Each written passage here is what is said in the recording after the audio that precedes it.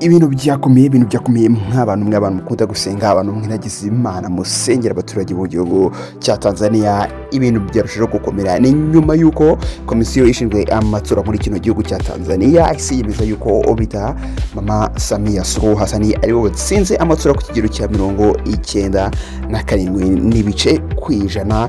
Nibingibi ni mu gihe urubyiruko rwinshi rukomeje kwirara mu mihanda arutabyishimiye, dore ko kwikubitiro abasaga 700 bamaze kuraswa. Naki bahowe no kuvuga yuko batavuga rumwe n'ubutegetsi ndetse yuko batagendana n'ubuyobozi buriho. Ibintu birakomeye cyane mu gihugu cya Tanzania, ntago byoroshye n'akana gato. Kada subscribe ugenda mukoza mu minota 3 gusa uzajye ubona amakuru.